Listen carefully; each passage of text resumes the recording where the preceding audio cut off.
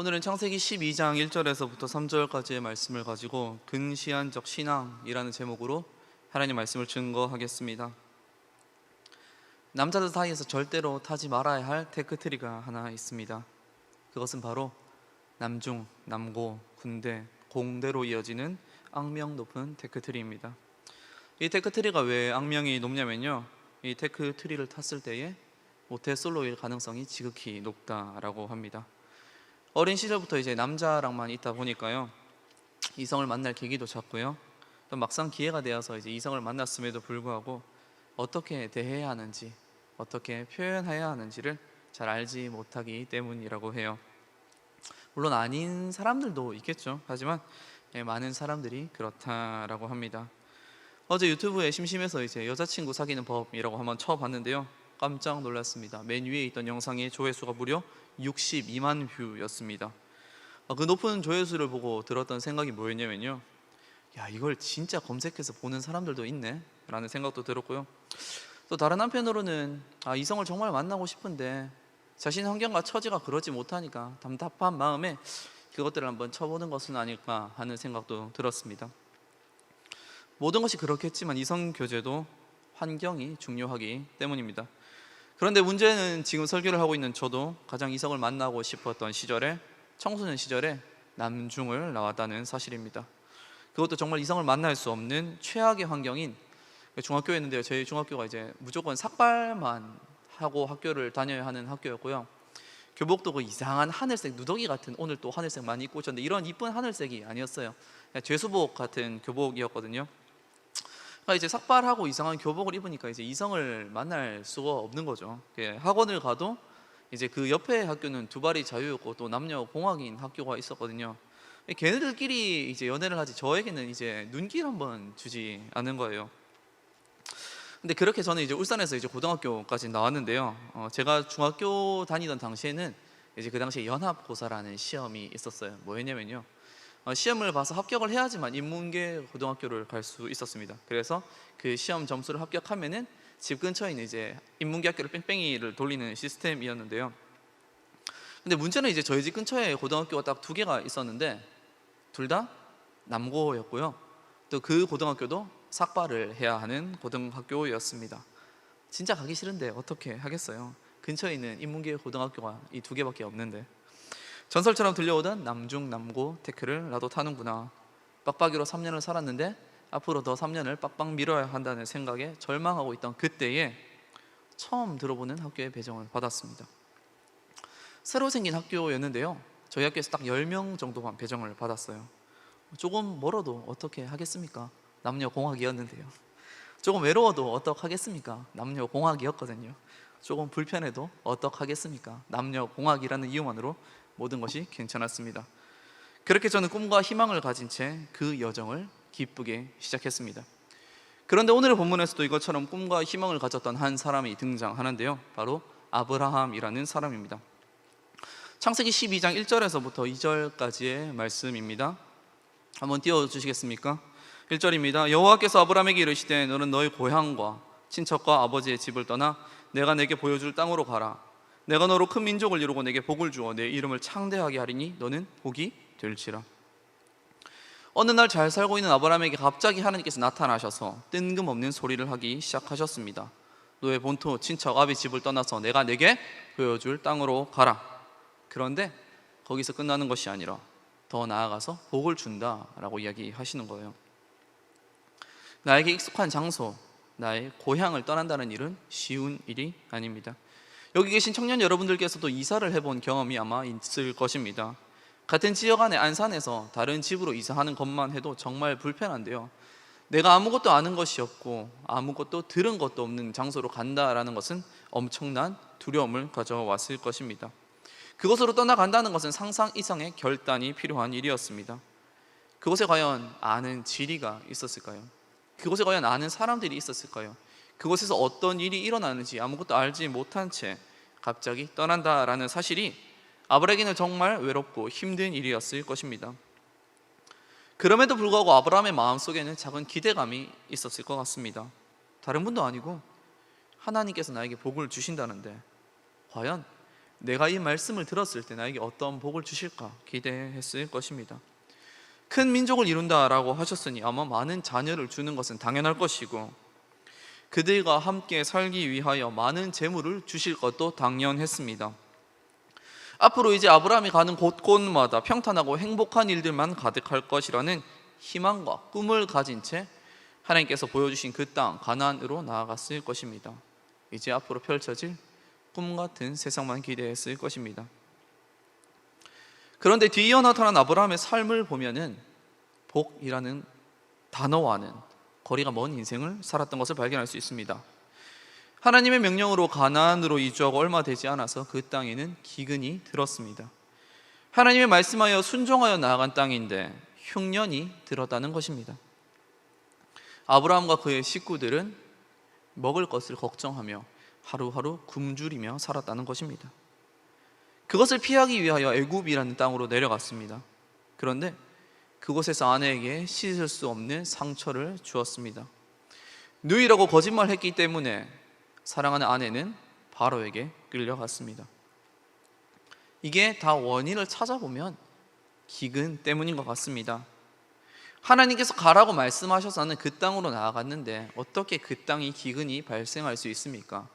그 기근만 아니었더라면은 내가 와이프를 누이 동생이라고 거짓말할 일도 없었을 것이고요, 내 사랑하는 아내가 바로에게 끌려갈 일도 없었을 것입니다. 그런데 과연 아브라함의 인생의 고난이 이것이 끝이었을까요?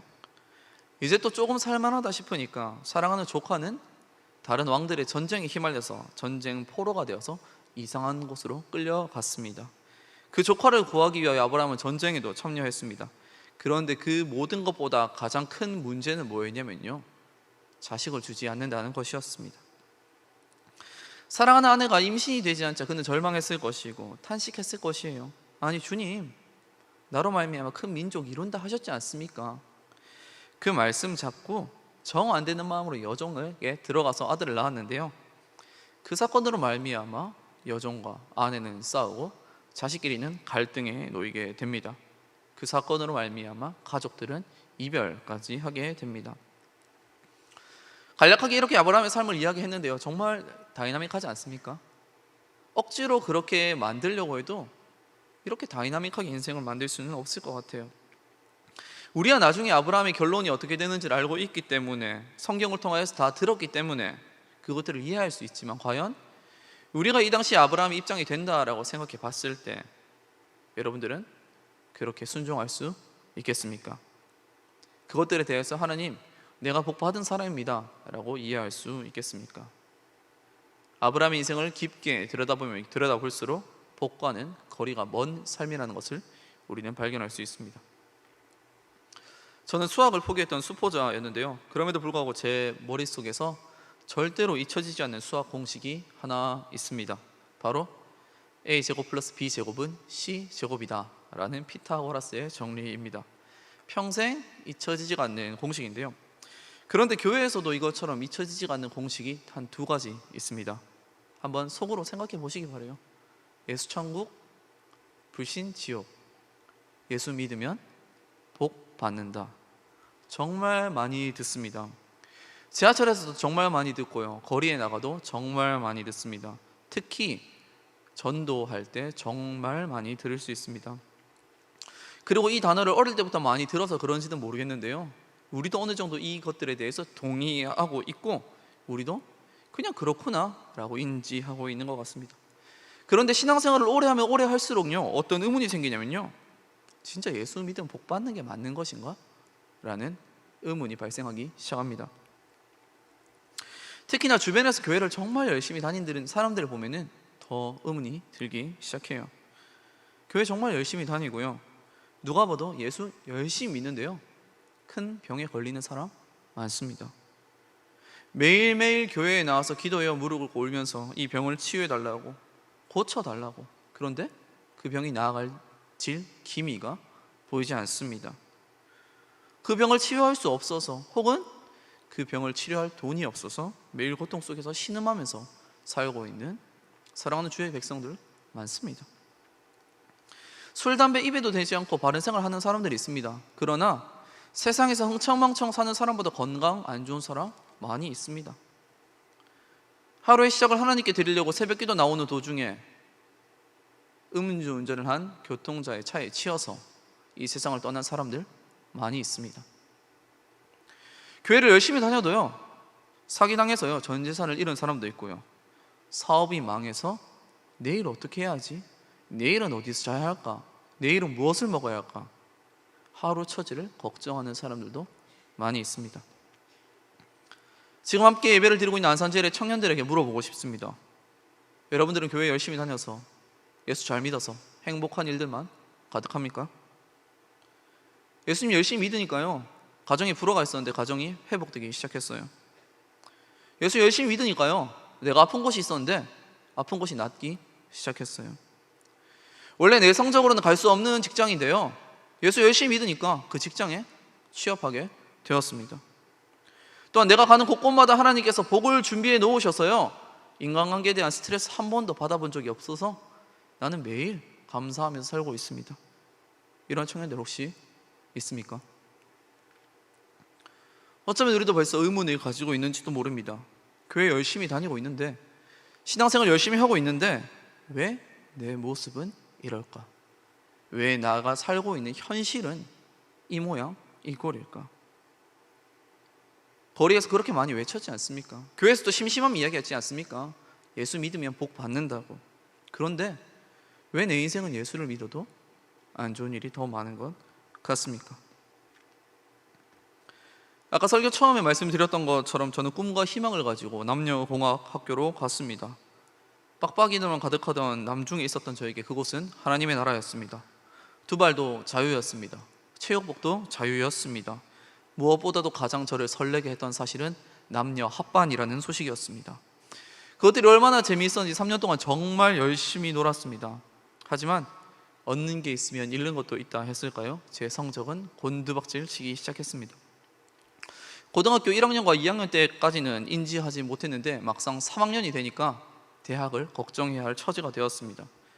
친구들은 벌써부터 수능을 준비하기 시작했는데 저는 공부를 안 한 지가 너무 오래되니까 이 수능 공부도 뭐 먼저 시작해야 하겠는지를 알지를 못하겠는 거예요. 근데 또 이제 제가 되게 게을렀기 때문에 그 당시에는 또다시 친구와 편법을 하나 찾기 시작했습니다. 수시 1차를 붙으면 빨리 놀 수 있다더라, 수능을 준비하지 않아도 된다더라 라는 소식이었습니다. 제가 있던 당시에는 수시 1차가 이제 여름에 있었거든요. 그런데 이제 제 결혼식에 왔던 청년들은 아마 알 수도 있는데요, 그 유독 목소리가 크고 그 몸이 좋았던 청년이 한 명 있었습니다. 제 제일 친한 친구인데요, 그 친구가 어느 날 저에게 갑자기 소리를 지르면서 달려와서 저에게 야 우리가 드디어 쓸 학교를 찾았다 라며 달려왔습니다. 천안에 있는 호서대학교라는 대학인데 여기가 수시 1차를 뽑는다더라. 그리고 무엇보다 천안이랑 서울이 지하철이 연결되어 있어서 지하철 타고 서울 갈 수 있단다 라는 말로 저를 꼬시기 시작했습니다. 서울에 대한 로망을 가지고 있던 저와 친구는 한치의 고민 없이 그 호서대학교에 수시 1차 원서 접수를 넣었습니다. 당일날이 되었습니다. 면접이 오전부터 있었는데요, 이제 울산에서 천안이 너무 멀잖아요. 그래서 당일날 올라가기에는 변수가 있기 때문에 그 전날 미리 친구와 함께 동서울 터미널로 올라갔습니다. 강변역 근처에 있는 찜질방에서 잠을 자고 다음날 설레는 마음으로 천안을 향하여 나아가기 시작했습니다. 정말 아직도 제 마음속에 그날의 그 기억이 생생합니다. 이른 새벽 강변역 앞에 있는 포장마차에서 직장인들과 함께 토스트를 하나 먹고 여기에 있는 지하철 노선들을 보면서 그 거리를 생각했던 것들이 아직도 생생합니다. 시간이 얼마나 걸리는지는 알지 못한 채 강변에서 신도림까지 2호선 타고 가면 되고 거기서 한번 1호선 갈아타면 천안까지 갈 수 있다. 야, 생각보다 천안 가까우고 편한데? 라는 이야기를 하면서 친구와 강변에서 지하철을 탔습니다. 그런데 천안에 도착하니까 무려 2시간 30분이라는 시간이 걸렸습니다. 도심을 빠져나와 이상한 논 주변을 지하철이 달리기 시작할 때에 이상한 기분을 느끼기 시작했습니다. 1시간 30분이 넘어가자 친구와 싸우기 시작했습니다. 야, 천안 가깝다며, 지하철 타고 서울 갈 수 있다며, 근데 뭐고? 이렇게 싸우기 시작했습니다. 그때는 몰랐었습니다. 천안이 충청도라는 사실을요. 거기다가 서울이 이렇게 넓었다는 사실을 몰랐습니다. 서울역에서 무궁화호를 타면 얼마나 빨리 천안을 갈 수 있는지, 강변역 바로 앞에 있는 동서울 터미널에서 시외버스를 타면 천안까지 얼마나 빨리 갈 수 있는지 전혀 몰랐습니다. 그저 지하철 타고 천안을 갈 수 있다는 소식만 듣고 천안을 갈 수 있는 방법이 지하철밖에 없다라고 생각했던 것입니다. 그런데 사랑하는 아산제일의 모든 청년 여러분, 제가 이런 근시안적 사고를 가지고 천안을 갔던 것처럼 여러분들도 근시안적인 사고를 가지고 신앙생활을 하고 있지는 않습니까? 제대로 된 하나님의 복이 무엇인지 알지 못하고 눈앞에 보이는 작은 요소들을 복이라고 착각한 채 그것만을 바라면서, 그것만을 기도하면서, 그것만을 원하면서 살아가고 있지는 않습니까? 제자 훈련을 하거나 양육을 할 때 교회 청년들에게 항상 물어보는 질문이 하나 있습니다. 예수 믿으면 복 받는다라고 하는데 그렇다면 너희들은 복이 무엇이라고 생각하냐? 라는 질문입니다. 지금까지 들었던 질문들에 대한 답변들을 요약하면요, 건강, 명예, 돈, 권력, 행복 정도를 요약할 수 있을 것 같습니다. 그런데 재미있는 건 뭐냐면요, 교회를 다니지 않는 청년들에게 제가 한번 물어봤었어요. 야, 너 복이 뭐라고 생각하냐? 그런데 그들의 대답도 똑같았다라는 것입니다. 돈, 건강, 명예, 권력, 그리고 행복. 세상 사람이 생각하는 복이랑 교회 다니는 사람이 생각하는 복의 차이가 전혀 없더라고요. 세상에서 이야기하는 복을 기독교의 복으로 대입하니까 우리는 그곳에서 의문이 생기기 시작합니다. 교회 안 다니는 사람이요, 교회 다니는 사람보다 돈 많은 사람 많습니다. 더 건강한 사람 많습니다. 더 행복한 사람 많습니다. 그런데 예수를 믿는 우리들은 거기서 충돌이 발생합니다. 아니, 주님, 예수 믿으면 복 받는다면서요. 그런데 왜 우리 인생 가운데는 복이 없습니까? 그렇다면 성경에서 이야기하고 있는 과연 진짜 복은 무엇일까요? 창세기 12장 2절에서 사용된 복으로 해석된 히브리어 단어는 바라크라는 단어입니다. 그런데 이 단어는 시편 95편 6절에도 사용되고 있습니다. 시편 95편 6절의 말씀입니다. 오라, 우리가 굽혀 경배하며 우리를 지으신 여호와 앞에 무릎을 꿇자. 그런데 이 본문을 자세히 찾아보고 찾아봐도 복이라는 단어를 전혀 찾아볼 수가 없습니다. 여기서 바라크라는 단어는 복으로 해석을 된 게 아니라 무릎을 꿇다라고 해석되었습니다.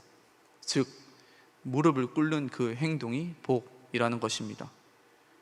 하나님 앞에서 무릎을 꿇는다는 것이 기독교가 근본적으로 이야기하고 있는 하나님께서 아브라함에게 말씀하셨던 그 복이라는 것입니다. 하나님을 인정하고 하나님을 인지하는 것이 바로 복이라는 것입니다. 비록 내 삶이 지금 힘들지라도 무릎을 꿇을 수 있는 존재를 우리가 느낄 수 있다는 것이 진짜 복이라는 것입니다.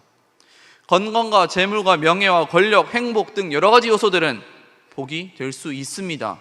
하지만 그것이 진정한 복의 근원은 아니라는 것입니다. 그렇게 예수 믿으면 복 받는다라는 표현은 정확히 말하면 틀린 표현입니다. 예수 믿으면 벌써 복 받았습니다. 이것처럼 진짜 성경에서 이야기하고 있는 복은 하나님을 아는 것이라는 것입니다. 그렇기에 아브라함은 복받은 인생이 맞다라는 것입니다.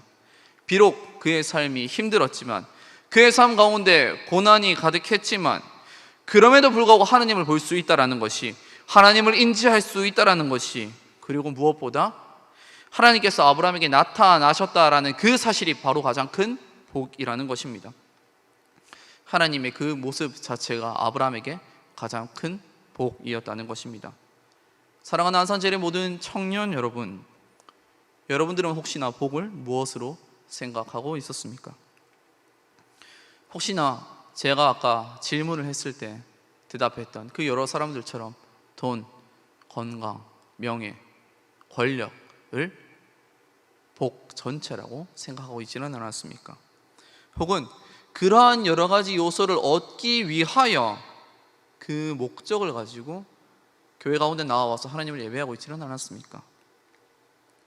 그런데 그렇게 생각했던 것이 우리뿐만이 아니었습니다. 신약 성경에서도 정말 많은 사람들이 그러한 목적을 가지고 예수님께 나아갔다는 사실을 우리는 발견할 수 있습니다. 그렇게 예수님께서 우리에게 다시 그 복이 무엇인지 알려주셨습니다. 마태복음 5장 1절에서부터 3절까지의 말씀입니다. 예수께서 무리를 보시고 산에 올라가 앉으시니 제자들이 나아온지라 입을 열어 가르쳐 이르시되 심령이 가난한 자는 복이 있나니 천국이 그들의 것임이요.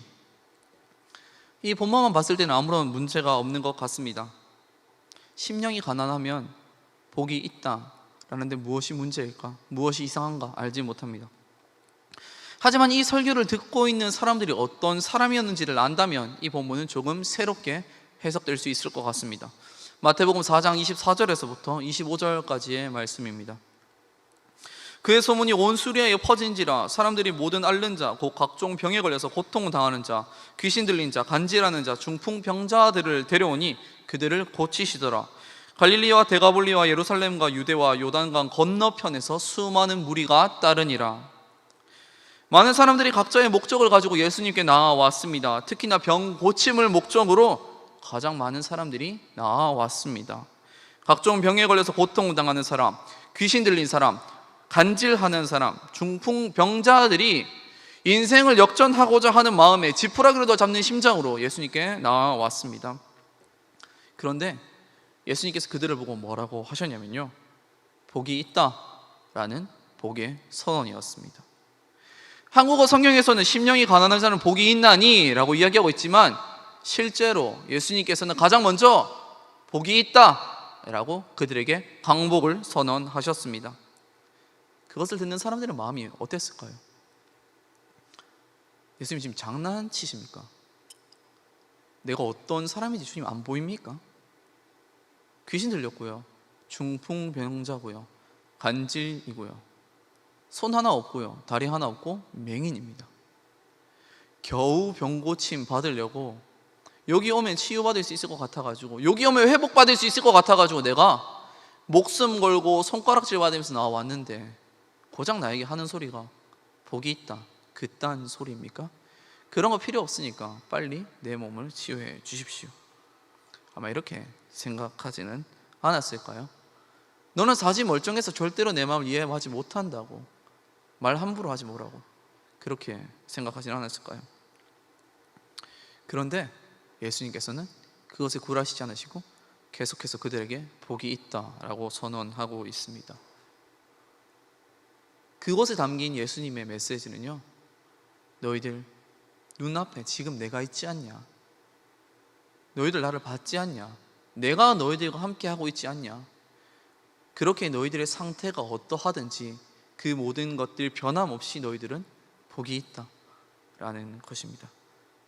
사랑하는 안산제일의 모든 청년분 여러분, 여러분들은 그 복을 누리고 있습니까? 아니면은 근시안적 신앙을 가지고 참된 복을 찾지 못한 채 눈앞에 있는 이면만을 바라본 채 아직도 권력과 돈과 명예와 건강만을 그 복의 전체라고 생각하면서 그것들을 주지 않으신 하나님을 원망하면서 이 기독교의 자리를 놓고 있는 것은 아닙니까? 사랑하는 안산제일의 모든 청년 여러분, 진심으로 바라옵기는 여러분들이 근시안적 신앙에서 벗어나기를 간절히 소망합니다. 우리가 바라보고 있는 그 이면에 넘어져 있는 참된 복의 본질, 그 복의 근원 자체이신 그 하나님을 아는 것을 여러분들의 삶의 가장 큰 기쁨으로 여기며 나가길 간절히 소망합니다. 그래서 여러분들이 삶의 고통 가운데 있을지라도 그럼에도 불구하고 무릎을 꿇음으로 말미암아 날마다 하나님과 교제하는 안산제일의 모든 청년 여러분들 되시기를 간절히 축복하겠습니다. 이 시간 함께 찬양하며 또한 기도하기를 간절히 소망하는데요, 내 주를 가까이라는 찬양입니다. 찬양의 가사를 읽어드리겠습니다. 내 주를 가까이, 더욱 가까이, 주님을 가까이함이 내게 복이라. 사랑하는 안산제일의 청년 여러분, 이 찬양의 가사가 우리의 진심 어린 고백이 되기를 간절히 소망합니다.